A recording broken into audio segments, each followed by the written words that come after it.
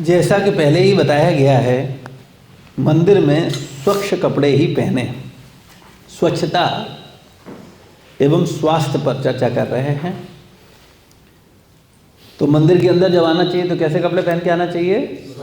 स्वच्छ यानी धुले हुए पवित्र कपड़े। सुबह सुबह जब हम लोग स्नान करते हैं तो स्नान करने के बाद हमें कैसे कपड़े पहनने चाहिए? धुले हुए। आज रात में जो भी आपका धोती कुर्ता है, इसको जब आप सोने जाते हो तो उतार देते हो, है ना? तो उतार के क्या करना चाहिए? रोज़ का नियम होना चाहिए, शाम के शाम इसको धुल करके फैला दो, जिससे सुबह जब आप उठोगे तब क्या होगा? वो धुला हुआ स्वच्छ आपको मिलेगा। स्नान करो और जो स्वच्छ आपका वस्त्र है उसको पहनो। आजकल लोग शिक्षा के अभाव में क्या करते हैं? एक ही कपड़े को 4-4, 6-6 दिन तक पहनते रहते हैं, ठीक है। खास करके कई बार कुछ वस्त्र ऐसे होते हैं जो पूजा के लिए हैं।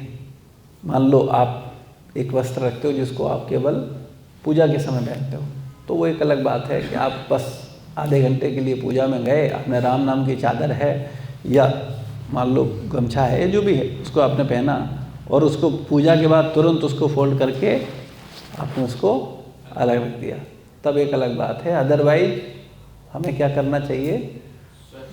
हाँ, रोज़ धुले हुए कपड़े पहनने चाहिए। ये नियम होना चाहिए हर वक्त का, ठीक है। और दिन में कम से कम 3 बार स्नान करना चाहिए, ठीक है। न 3 बार हो सके तो 2 बार तो कम से कम करना ही चाहिए अनिवार्य रूप से। कोई भी पदार्थ खाने के पश्चात हाथ एवं मुंह धोकर के ही मंदिर में प्रवेश करें। भाई कुछ अब खाते हैं तो हमें हाथ मुंह धोना चाहिए, कुल्ला करना चाहिए। जैसे शिकंजी पिया या आपने कुछ भी खाया तो क्या करना है? हाथ धोएं और कुल्ला करें, तब मंदिर में प्रवेश करें।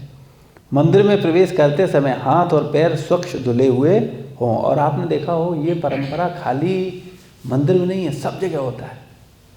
आप गुरुद्वारे में जाएंगे, वहाँ पर भी नीचे गुरुद्वारे में घुसने से पहले ऐसा स्थान बनाते हैं जिससे कि आपके पैर धुल कर के ही आप प्रवेश करें। भाई लोग इतने आलसी हो, जान गए कि प्रॉब्लम क्या है, तो उनके गुरु ने कहा नहीं, इनका व्यवस्था ही ऐसी कर दो कि जब मंदिर में घुसेंगे तो पैर धुल के ही होंगे। और हमने भी ऐसा इच्छा रखी है कि अपना राधा रमन बिहारी का मंदिर बनेगा ना, तो मेन गेट पर एंट्री होगी, वहाँ पानी बराबर भरा रहेगा, उसी से सब निकलें, धुले हुए पैरों के साथ ही मंदिर में प्रवेश कर। स्वच्छता का बड़ा प्रभाव है। तो हर मंदिर में हर जगह लोग कैसे जाते हैं? स्वच्छ होकर के। मस्जिद के अंदर भी जाते हैं लोग, वजू करते हैं, हाथ पैर धुलते हैं, तब प्रवेश करते हैं। देव स्थान पर जाना चाहिए तो पवित्र होकर के जाना चाहिए। और इसीलिए हम लोगों ने भी मंदिर के बाहर ही क्या लगाया है? हाथ पैर धोने की व्यवस्था है कि नहीं? तो आप लोग धुल के जाते हो क्यों?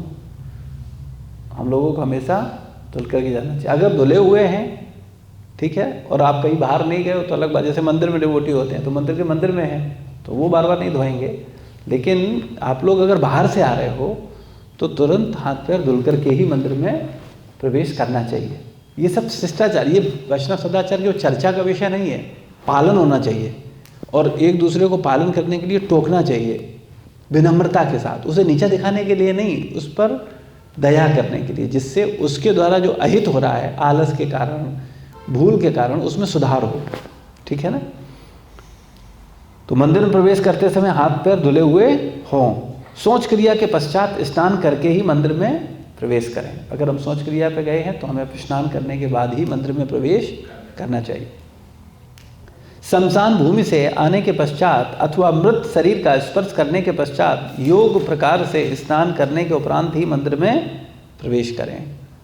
तो कहीं हम शमशान में जाते हैं, किसी की उसमें जाते हैं, शव यात्रा में जाते हैं, तो आने के बाद प्रॉपर स्नान करके ही मंदिर में प्रवेश करना चाहिए। मंदिर में किसी को भी डकार नहीं लेनी चाहिए अथवा अपान वायु, अशुद्ध वायु प्रसार नहीं करना चाहिए, ठीक है ना। मंदिर के अंदर हमें ये सावधानी रखनी चाहिए। कोई ऐसी स्थिति बनती है तो हमें मंदिर के गेट से बाहर निकल करके उसको बाहर निकालना चाहिए, मंदिर के अंदर नहीं, ऐसा प्रयास होना चाहिए। अचानक कोई घटना है वो एक अलग बात है, अदरवाइज अगर जिसको हम कंट्रोल कर सकते हैं तो हम उसको करें। आलस में ये ना करें अरे ठीक है क्या फर्क पड़ता है, तो ये अशिष्टाचार है। मंदिर में किसी को भी डकार नहीं लेनी चाहिए। हाँ, मंदिर में रहते हुए मुख में, कान में, नाक में उंगली न डालें। यदि अत्यंत आवश्यक हुआ हो तो तुरंत हाथ धो लें। मंदिर के बाहर भी इस नियम का पालन करें। अर्चा विग्रहों की सेवा करने वाले भक्तों को उपरोक्त नियमों का पालन विशेष ध्यान रखना चाहिए। वैसे तो सबको ध्यान रखना चाहिए, लेकिन जो भगवान की विग्रह सेवा में हैं उनको बहुत ही सावधान रहना चाहिए कि अगर हमारा हाथ कहीं मान लो खुजली हुआ आपने किया तो उसके बाद तुरंत हाथ धुलने चाहिए। मासिक धर्म के समय माताओं को 3 दिन तक मंदिर में प्रवेश नहीं करना चाहिए। मासिक धर्म के समय ऋतु स्नान के पश्चात माताएं मंदिर में आ सकती हैं, परंतु आरती, श्रृंगार सेवा, हार बनाना अथवा मंदिर में रसोई का कार्य, घर का कार्य एवं विग्रहों के वस्त्रों की सिलाई इत्यादि विग्रहों के प्रत्यक्ष संबंधित सेवा न करें और न ही इन वस्तुओं का स्पर्श करें। तो हम लोगों को प्रयास करना चाहिए कि ऐसी स्थिति में माताएं भगवान की जो प्रत्यक्ष सेवा है उससे दूर रहें।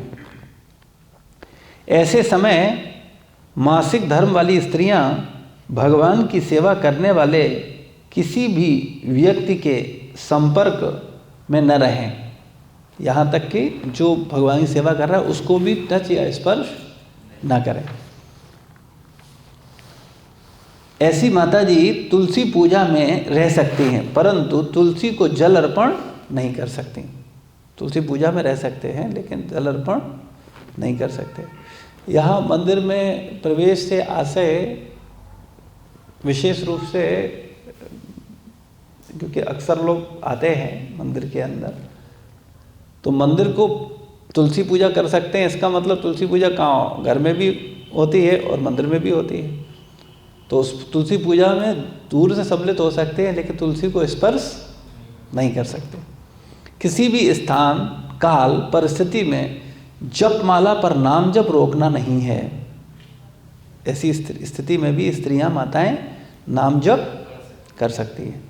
भगवान के पवित्र नाम का जप करने के लिए कोई भी बंधन नहीं। किसी भी अवस्था में, किसी घर में मृत्यु हो जाती है, कोई सूतक लगता है, कुछ भी हो, भगवान का नाम जप किसी भी अवस्था में नहीं छूटना है।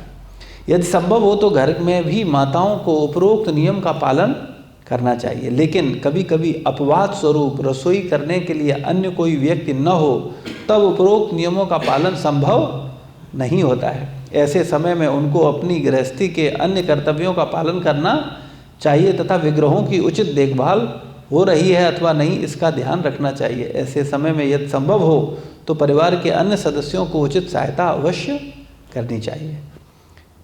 मासिक धर्म के समय माताएं रसोई घर में प्रवेश नहीं कर सकती, ठीक है ना। ये शास्त्र में सारी चीज़ें दी गई, लेकिन अभी इतना समाज का ढांचा बदल गया है कि लोग इन बातों पर ज़्यादा ध्यान नहीं दे रहे। पहले के समय में इन सब पे बहुत विशेष ध्यान रखते थे।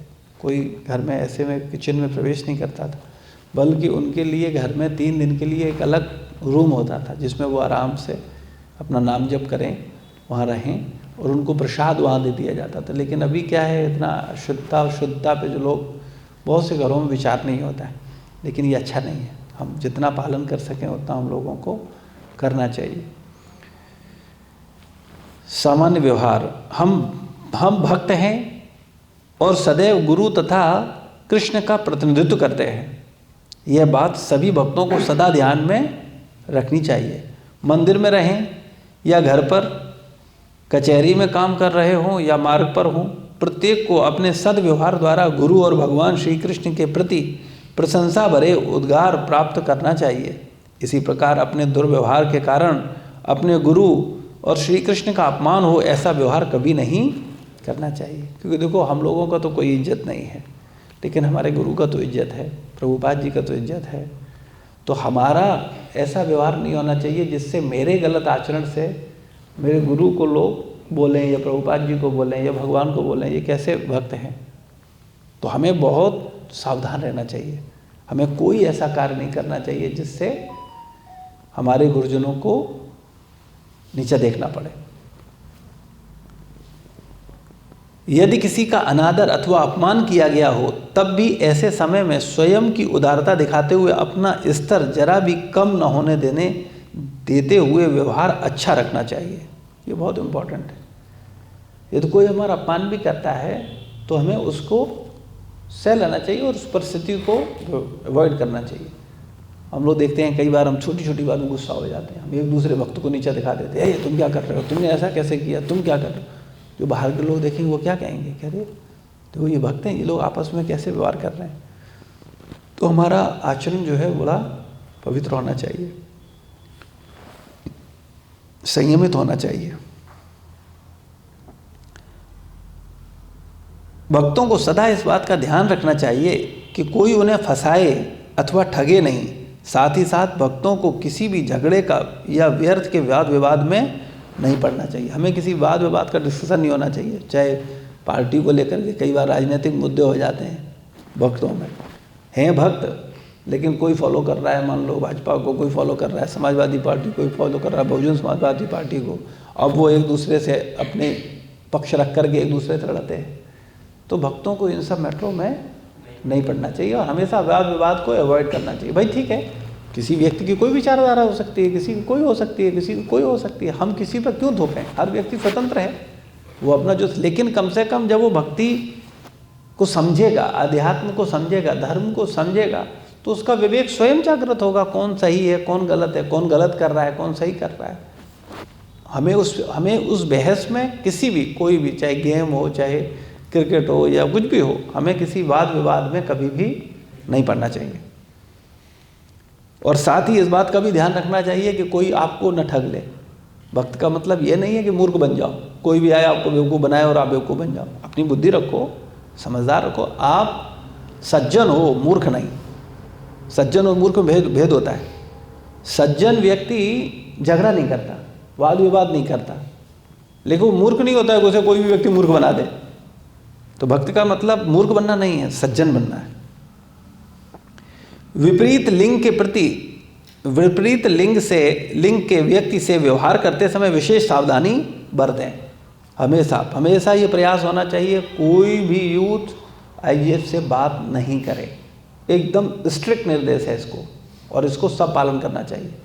आप अपनी सिस्टर से बात कर सकते हो, सिस्टर की फ्रेंड से नहीं, क्योंकि बहन वो है आपकी, ठीक है ना। हमें हमेशा मर्यादा में रहना चाहिए।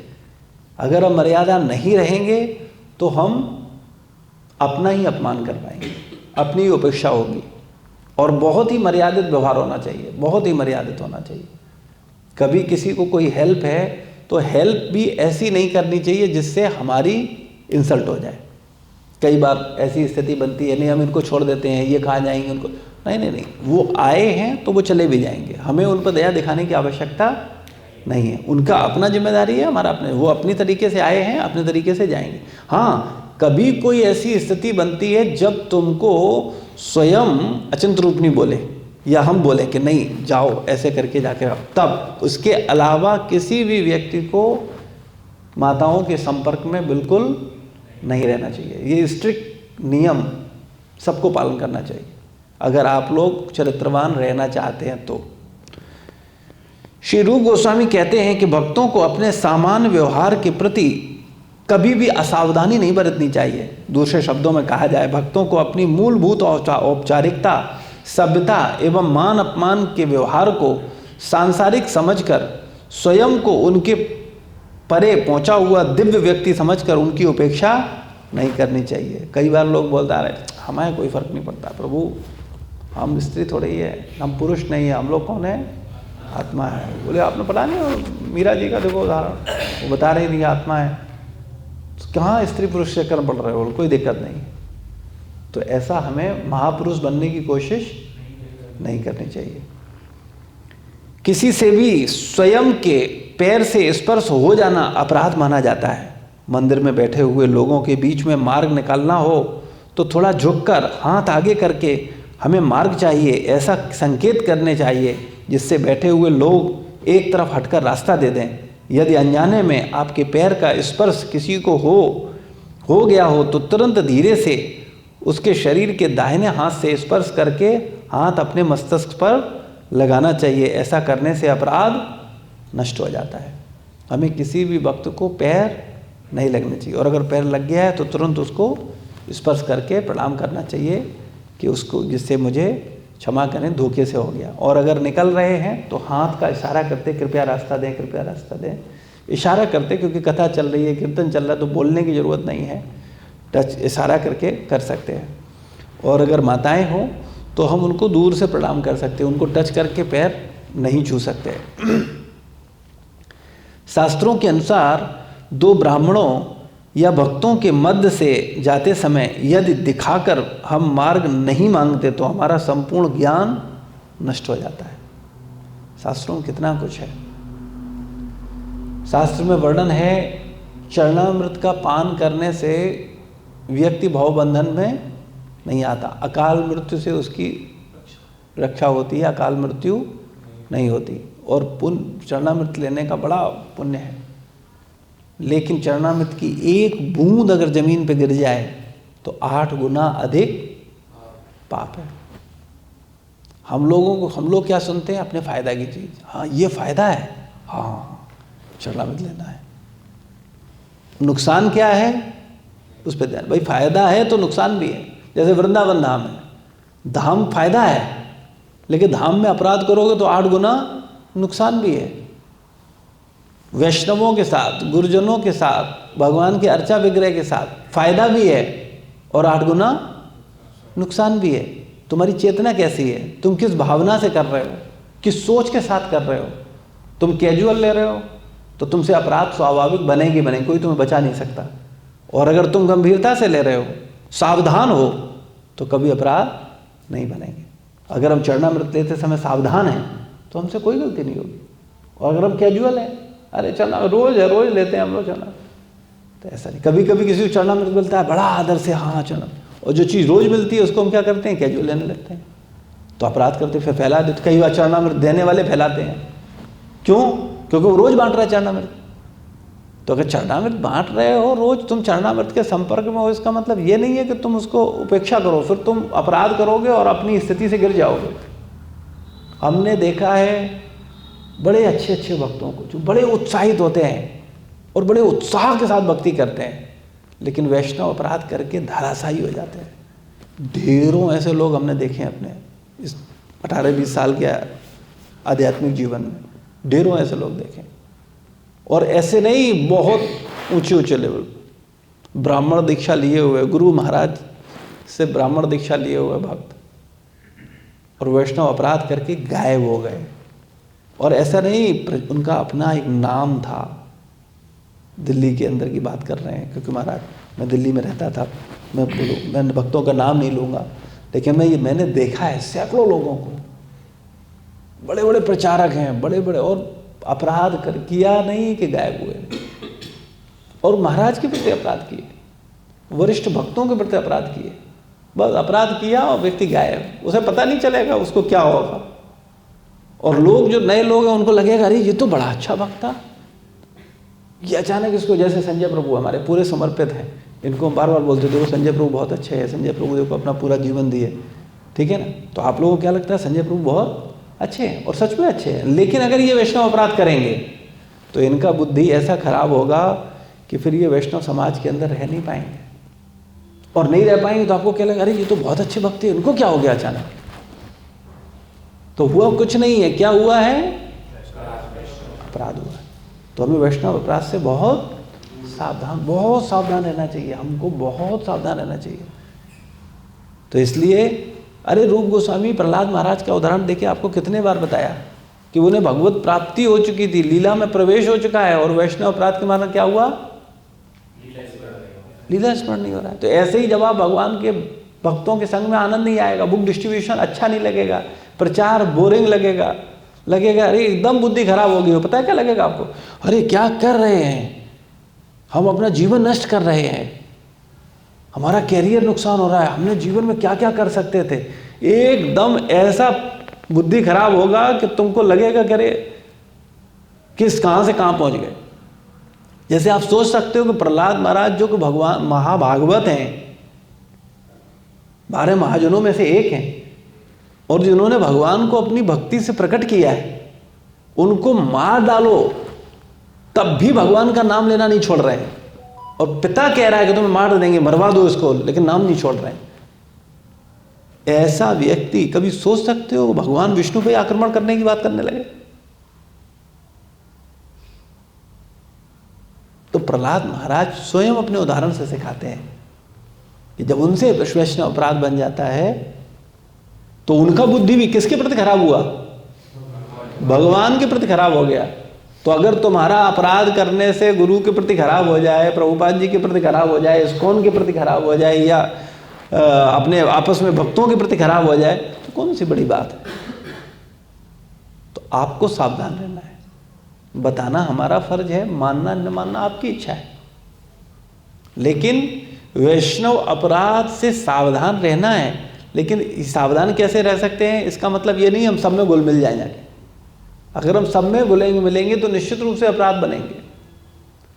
हमको हमेशा एक चीज़ समझनी चाहिए, हमें मर्यादित रह करके जीवन जीना चाहिए। हमको रिस्पेक्ट सबको करनी चाहिए, सबको आदर करना चाहिए, लेकिन सब में घुसना नहीं चाहिए। जब हम सब में घुसते हैं वहीं अपराध होने शुरू होते हैं, ये हमेशा ध्यान रखो। भाई फॉर एग्जाम्पल, ये प्रभुपाद यूथ आर्मी के डिवोटी हैं, तो आप आपसे मिल रहे हो, आपसे मिल रहे हो, आपस में चर्चा कर रहे हो, आप कोई दिक्कत नहीं है। अब आप जाके कांग्रेगेशन घोषणा लगो, ये क्या कर रहे हैं, ये क्या चल रहा है, यहाँ क्या चल रहा है, वो IYF में क्या चल रहा है, वो वॉइस में क्या चल रहा है, चलो इनसे मिलते हैं, चलो और भाई बताओ क्या चल रहा है। बस तुम गए काम से। कोई भी, तुम नहीं, वो अगर ऐसा करेंगे उनके लिए भी वही सेम चीज़ है। भाई आपका अपना भक्तों का अपना समूह है, आप अपने भक्तों के साथ मिल करके भक्ति करो। कोई क्वेश्चन है आप पूछो। वॉइस के डिवोटी हैं, वो योगेश चंद्र प्रभु से पूछे, उनको कोई शंका है। IYF के डिवोटी हैं, मधुसूदन प्रभु से पूछे, उनकी कोई शंका है।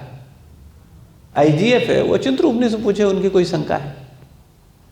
ये एक दूसरे में घुसना, तुम क्या कर रहे हो, यहाँ क्या चल रहा है, वहाँ क्या चल रहा है, इस तरीके के जो लोग होते हैं ना, इसको बोलते हैं पंचायती लोग। मतलब जिनका कैरेक्टर ही ठीक नहीं होता। ये कोई ऐसी जीवात्माएं होती हैं, जैसे कुछ लोगों का नेचर ये होता है कि उनके घर में क्या चल रहा है उन्हें उससे कोई मतलब नहीं है, पड़ोस में क्या चल रहा है, ये स्वभाव होता है। आपने देखा है कुछ ऐसी औरतें होती है, देखा है आपने, कुछ लोग ऐसे होते हैं, उन्हें अपने घर से मतलब नहीं तुम्हारे में क्या चल रहा है, वो दूसरे को से तुम्हारे में क्या चल रहा है, हाँ बताओ क्या चल रहा है, हो क्या रहा है, फिर अच्छा तुम्हारे यहाँ क्या चल रहा है, अच्छा तुम्हारे घर में खाना 10 बजे बनता है जो कोई तरीका, हमारे यहाँ तो 7 ही बजे बन जाता है, भैया तुम्हारा बड़ा गलत सिस्टम है, तुम लोग तो ठीक नहीं हो, हमारे यहाँ देखो अगर बढ़िया बिल्कुल बढ़िया फर्स्ट क्लास 7 बजे। अरे काहे के लिए भाई, आप पंचायत करने आए हो या अपनी चेतना सुधार करके अपना कल्याण करने आए हो? हाँ मुझे मालूम है, मैं तो जानता हूँ, तो इसीलिए मैं तुम लोगों को सावधान करता हूँ, इस मूर्खता में तुम लोग मत पड़ना। अपना चुपचाप आओ, अपना साधना करो, अपनी माला करो, अपना भजन करो, अपना प्रचार करो और चुपचाप अपने भगवान के चिंतन में लीन रहो। बस हमारा अल्टीमेट उद्देश्य क्या है पता है आपको? भगवान और गुरु से समझना। हाँ, never forget Krishna, always remember Krishna. हमेशा कृष्ण को याद रखो, कभी कृष्ण को न भूलो। ये मूल सिद्धांत है हमारा। ये कैसे होगा? ये हो रहा है तो काम बन गया, इसके अलावा तुम सब कर रहे हो, सब पंचायत है। ऑलवेज हमें भगवान का याद रहना चाहिए। ऐसी हमारी सेवाएं, ऐसा हमारा चिंतन, सदैव कृष्ण स्मरण रहे, कभी कृष्ण को न भूलें। बस ये मूल सिद्धांत है। और जितने भी और सिद्धांत हैं वो सब इसी सिद्धांत के शरणागत हैं। अगर ये नहीं है तो कुछ नहीं। तो इसलिए हमारा बिल्कुल फोकस होना चाहिए किस पे? कृष्ण चिंतन पे, बस। और ये कब होता है? जब हम गुरु की गाइडेंस में रह करके भक्ति करते हैं, तब स्वाभाविक हो जाता है। क्योंकि इतनी सेवाएं, इतनी चीजें हैं, आप करने के लिए कम पड़ जाएगा। आप करो नहीं तो कुछ नहीं है। नहीं करने वाले के लिए कोई सेवा नहीं है, और करने वाले के लिए सेवा कोई कमी नहीं है। आप 24 घंटे, लोग कहते हैं 24 घंटे कैसे चिंतन होगा, कैसे होगा? मैंने बताओ, तुम करना चाहते हो? करने ही नहीं चाहते लोग। और कोई ईमानदारी से करना चाहता तो तरीका है हमारे पास।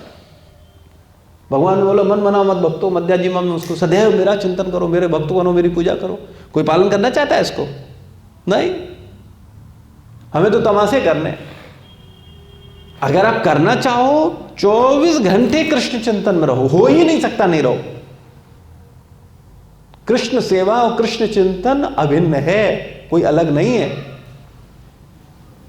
कृष्ण सेवा ही कृष्ण चिंतन है, कृष्ण चिंतन ही कृष्ण सेवा है।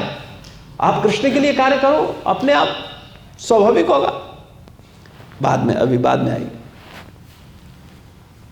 तो हम लोगों को ये चीज बिल्कुल क्लियर होनी चाहिए। तो अगर कोई भक्तों को हाथ दिखाकर मार्ग बाने बिना जाता है तो क्या हो जाता है? अपराध बन जाता है। और उससे क्या होता है? उसका संपूर्ण ज्ञान। अब बताओ, केवल मार्ग मांगा और बिना मांगे निकल गए, इससे बताया गया है कि आपका ज्ञान नष्ट हो जाएगा। लेकिन किसी को ज्ञान की चिंता हो तब तो देखो, एक बात हमेशा ध्यान रखना, जिसको आप वैल्यू देते हो वो चीज अगर आपसे चली जाए तो आप छटपटा जाते हो। जैसे पैसा, आप पैसा चाहते हो और आपने मेहनत करके 5 लाख रुपए इकट्ठा किया और अचानक पता चला किसी साइबर क्राइम वाले ने क्या किया, आपका 5 लाख गायब हो गए। उस दिन चैन पड़ेगा? ईमानदारी बताओ, छटपटाओगे कि नहीं छटपटाओगे? और अगर भक्ति में मन न लगे तो छटपटाते हो? बुक डिस्ट्रीब्यूशन में मन न लगे छटपटाते हो? भक्तों के संग में आनंद ना आए छटपटाते हो? नहीं, क्योंकि तुम्हें इसकी वैल्यू ही नहीं है, तुम्हारा स्तर ही नहीं है। जब तुम्हारा वो स्तर होगा तब तुम छटपटाओगे। तुम्हारा स्तर ही नहीं है तो तुम क्या छटपटाओ? तुम्हें क्या फर्क पड़ता है भाई? जैसे थे वैसे अब हो, उसे क्या भाई? पहले भी कौन से थे भाई? जैसे पहले थे भाई, क्या फर्क पड़ता था बताओ? तो भक्तों को जब तक भक्तों के साथ जो रस है, जो आनंद है, वो जिसे प्राप्त होता है वो नहीं छोड़ सकता। उसको लगता नहीं इसके बिना तो जीवन ही नहीं है। तो वो व्यक्ति इसको वैल्यू देता है, और जिस व्यक्ति को है ही नहीं वो क्या करेगा? उसे कोई फर्क नहीं पड़ता।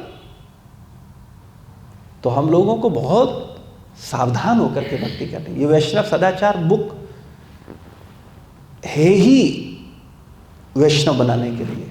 इसको समझे बिना कोई वैष्णव बन ही नहीं सकता। वो दिखा सकता है धोती कुर्ता तिलक, इसमें कितनी देर लगती है? अभी 4 दिन पहले कोई आएगा तो अरे वाह, अरे वाह अच्छी लग रही है, तिलक लगा लेगा, कंठी भी पहन लेगा, धोती कुर्ता भी पहन लेगा, झोली माला भी डाल लेगा, इससे भक्त बन गया।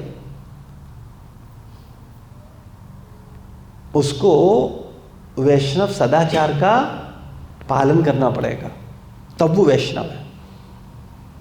तो आप लोग, ये पुस्तक आचरण के लिए है, ये केवल चर्चा के लिए नहीं है। इसके आधार पर हमें जीवन, जब हम ऐसा जीवन जिएंगे तब हम वैष्णव होंगे।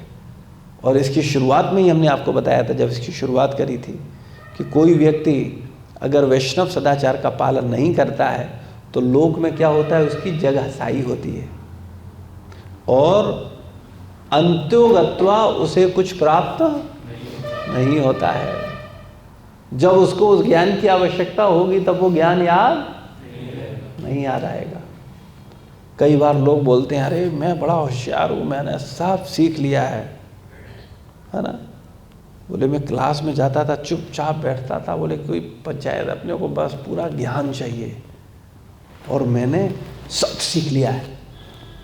ठीक है, जैसे उदाहरण आता है कर्ण और परशुराम जी का। परशुराम जी से कर्ण ने क्या लिया था? धनुर्विद्या ली थी, है ना।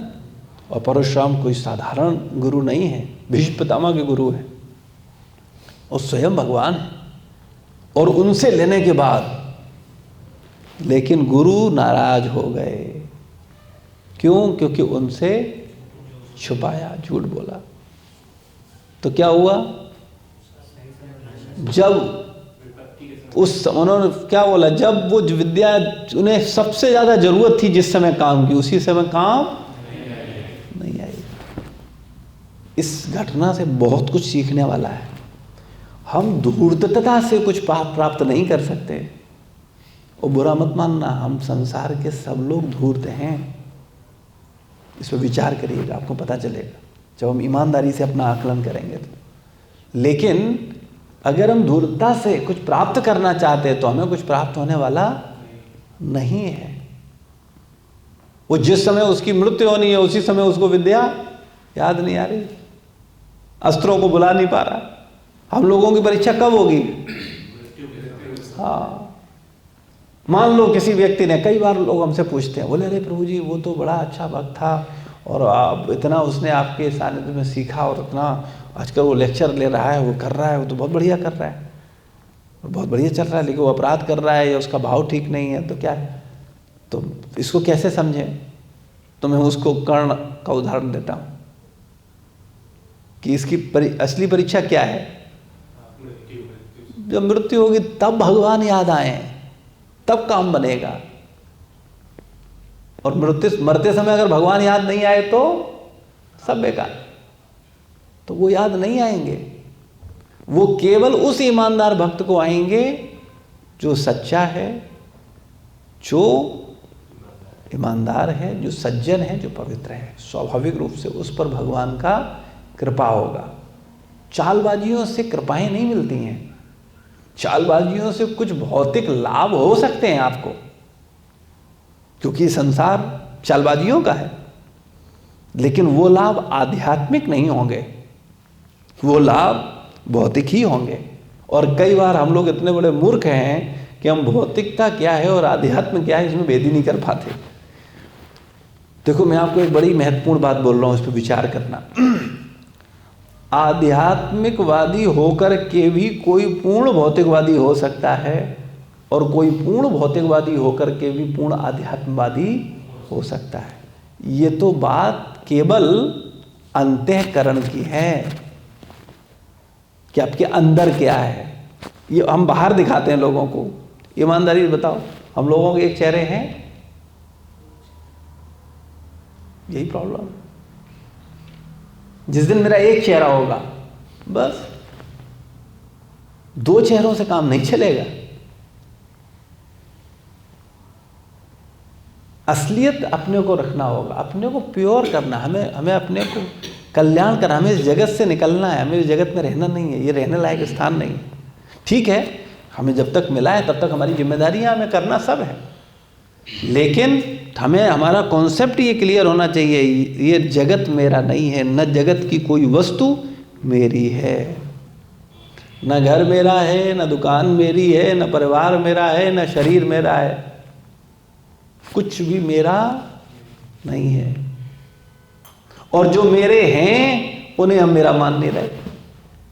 भगवान मेरे हैं, उन्हें हम लोग अपना मानते नहीं मानते। घर को अपना मानते हैं, परिवारजनों को अपना मानते हैं, इस शरीर को अपना मानते हैं।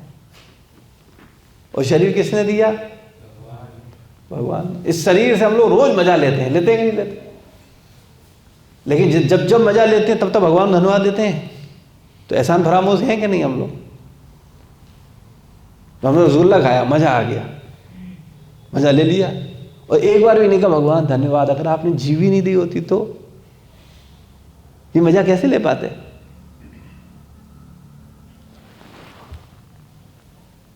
तो जो भक्त है उसका दृष्टिकोण अलग है, उसकी समझ अलग है, उसकी सोच अलग है। ये आंतरिक है, ये बाहरी नहीं है। हमें अंदर से भक्त बनना है, हमको भगवान को धन्यवाद देना, हमें हमेशा भगवान का स्मरण करना है। ठीक है। श्रील प्रभुपाद की जय, गुरु महाराज की जय, समस्त भक्त वृंद की। किसी का कोई प्रश्न है, कोई जिज्ञासा है तो पूछ सकते हो। हाँ।